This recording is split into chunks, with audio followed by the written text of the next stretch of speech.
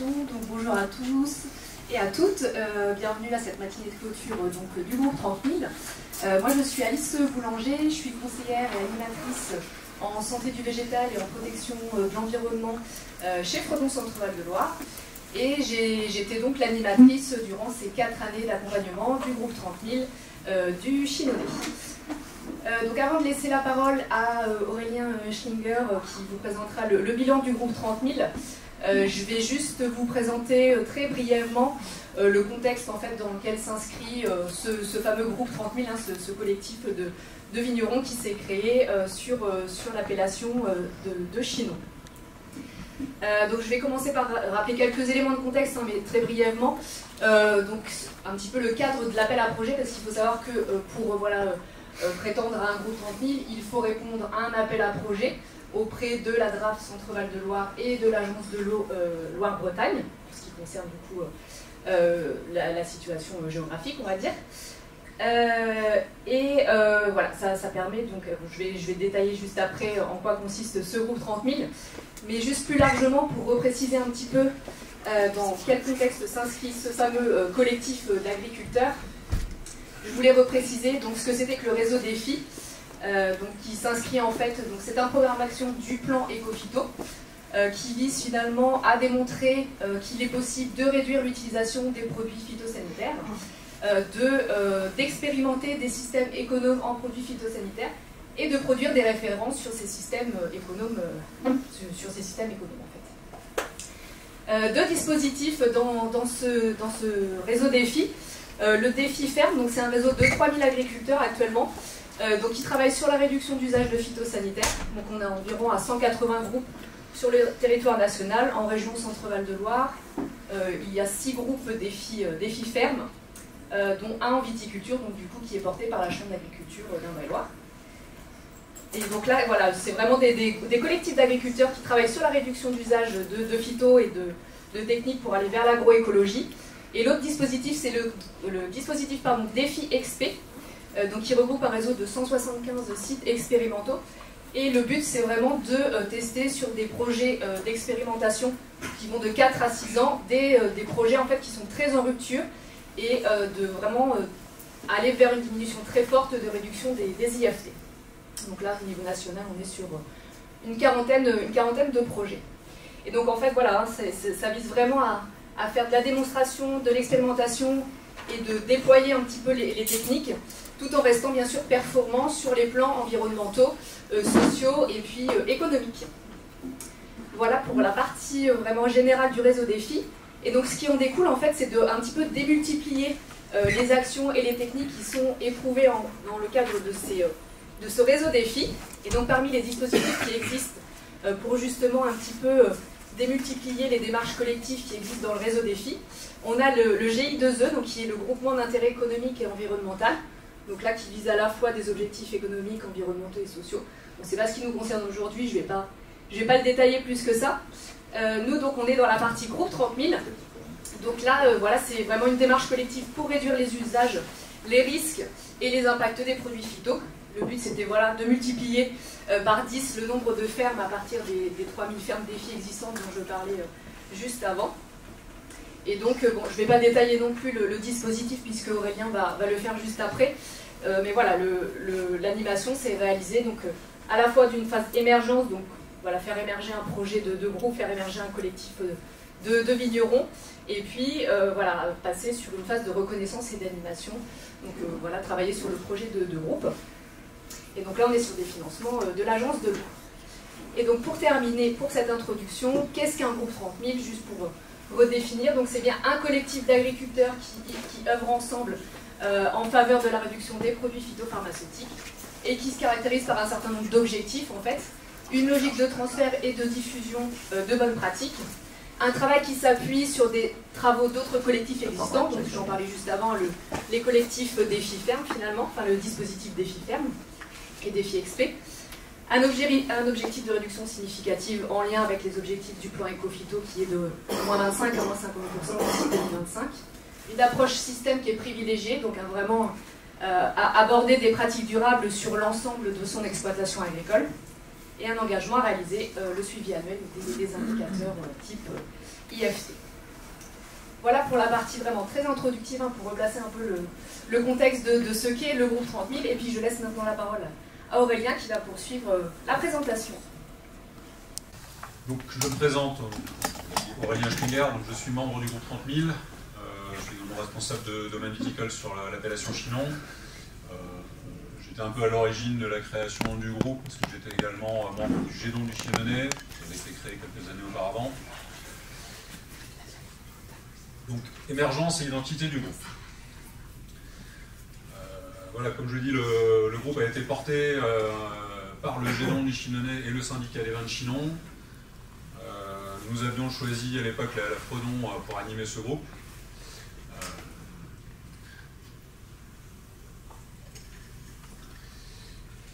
Donc, une fois qu'on s'était mis d'accord sur les modalités du groupe, le groupe s'est lancé en décembre 2020 pour une première année qui est donc la phase d'émergence, qui permet en fait de monter le dossier au niveau de l'agence de l'eau et des structures officielles, de faire les diagnostics des exploitations, parce que l'objectif, comme on vous l'a dit, des exploitations du groupe 30 000, c'est une réduction des IFT. Donc, le meilleur moyen, enfin la réduction des intrants, le meilleur moyen objectif, c'est d'avoir un bilan des exploitations avec les IFT, donc IFT, indice de fréquence de traitement.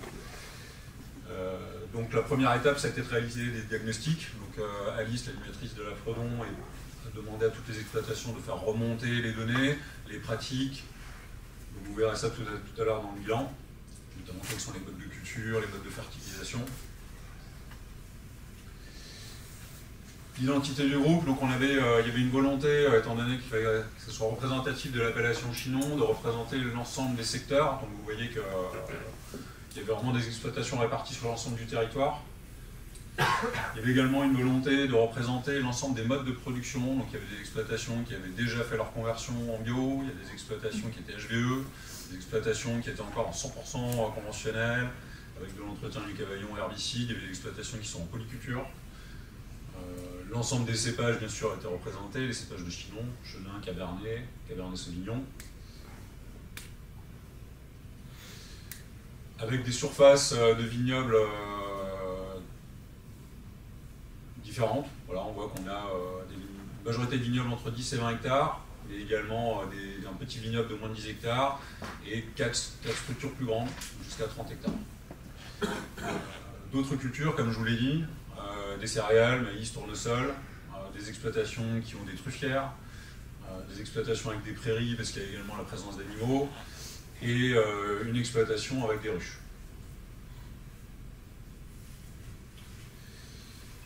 La phase de reconnaissance, c'est donc la phase active du groupe. Une fois que la constitution a été validée, que les premiers diagnostics ont été effectués. Donc le projet, agir collectivement pour développer un système de production viticole économe en intrants, favoriser et tirer profit de la biodiversité du vignoble chinonais. Beaucoup d'ambition.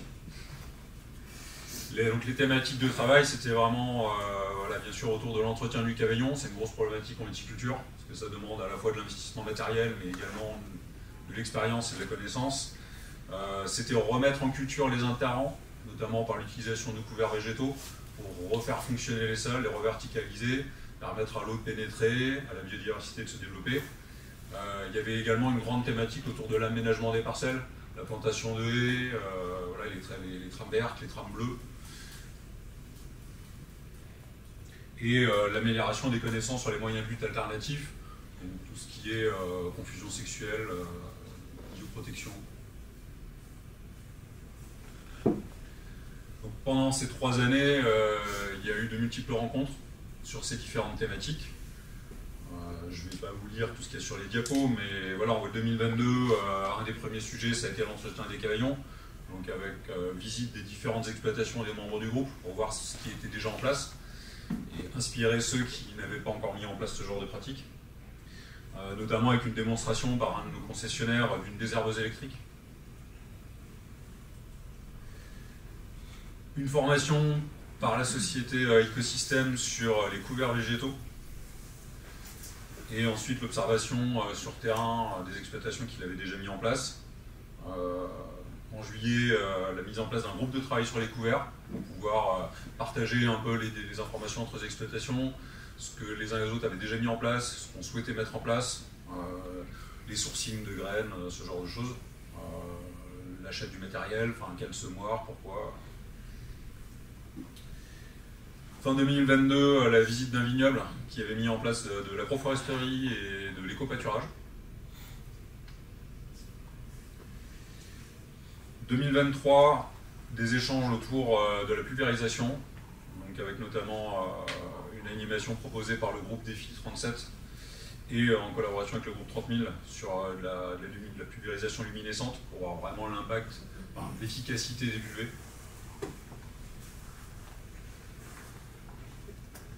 Également des visites de domaine sur la gestion de l'eau dans les bassins viticoles, avec la visite d'une exploitation qui avait mis en place des noues de manière à récupérer l'eau dans les périodes humides pour la redistribuer sur les parcelles pendant les périodes sèches. Voilà, donc on est dans les thématiques aménagement du vignoble. 2024, une formation en collaboration avec les vignerons indépendants toujours sur les couverts végétaux, animée par Conrad Schreiber. Et 2024, une intervention du CPIE sur les lait. Donc on est toujours là, dans les thématiques du groupe. Ensuite, quelques petites rencontres au sein des exploitations, rencontres fortuites sur les partages d'informations sur le matériel, les travaux en cours, les ressentis des uns et des autres.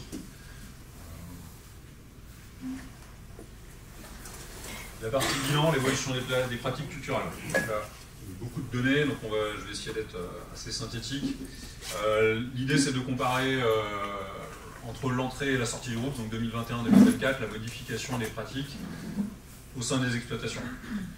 Donc on voit que c'est assez stable, avec notamment l'introduction de la lutte biologique sur 3 exploitations par rapport à l'entrée en 2021, la mise en place de confusion sexuelle sur les domaines, et une exploitation supplémentaire qui a mis en place l'utilisation de biocontrôle. Sur la fertilisation, on voit qu'il y a une exploitation qui a supprimé l'utilisation de fertilisation minérale. La troisième ligne légumineuse en interrang, donc c'est la partie couvert. Entre 2021 et 2024, là on voit qu'il y avait 2 exploitations qui utilisaient les couverts en interrang. 2024, on voit qu'il y a 5 exploitations. Donc effectivement, ça c'est quelque chose qui a bien fonctionné au sein du groupe. Et sur l'utilisation d'OAD, il y a une exploitation qui a cessé d'utiliser. Donc là, il faudra l'explication. On verra s'il existe tout à l'heure la justification ou pas. Je ne l'ai plus. Sur le mode de l'entretien de l'interrang, donc on parle bien de l'interrang, pas du cavaillon. Là, c'est là qu'on voit le plus de modifications des pratiques, donc avec une augmentation de l'éco-pâturage. Donc l'éco-pâturage, c'est permettre notamment à des moutons de passer dans les parcelles sur les périodes hivernales. On a une forte augmentation des semis directs et roulages. On avait une exploitation qui le pratiquait en 2021. Comme je vous l'ai dit, on a 5 exploitations à la sortie en 2024.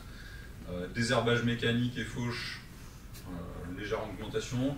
La fauche tout court en net retrait et le désherbage mécanique complètement en retrait. Il y avait 2 exploitations en 2021-2024. Il n'y a plus aucune exploitation qui met en place le désherbage mécanique. C'est-à-dire qu'on n'a plus de sol nu en période de culture. Ça, c'est une vraie évolution. Mode d'entretien du cavaillon, on est sur la bande sous les ceps. 2021, on voyait qu'il y avait encore 3 exploitations qui étaient un désherbage chimique plus mécanique. En retrait sur 2024, c'est simplement des exploitations qui ont abandonné le désherbage chimique, qui font maintenant du tout mécanique. Donc ça on voit sur la deuxième ligne, désherbage chimique qui est en retrait. Vraiment au niveau du groupe, ça c'est pareil des pratiques qui ont bien évolué dans le bon sens, des thématiques du groupe. Au niveau des IFT, donc je vais simplement vous parler de la moyenne.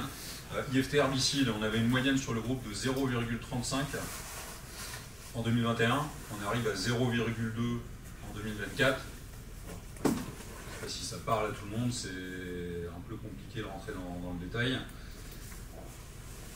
Les IFT hors herbicide, c'est toute la partie protection du vignoble contre les champignons, donc bio-oïdium principalement, hors biocontrôle. C'est-à-dire que ça ne prend pas en compte notamment les souffles.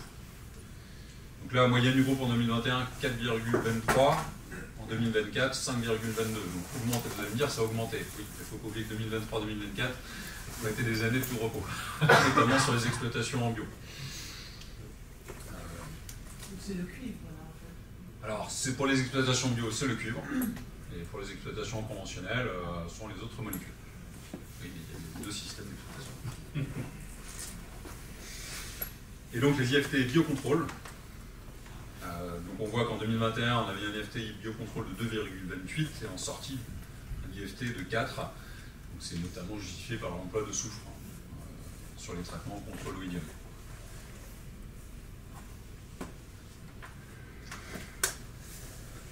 Alors conclusion du groupe.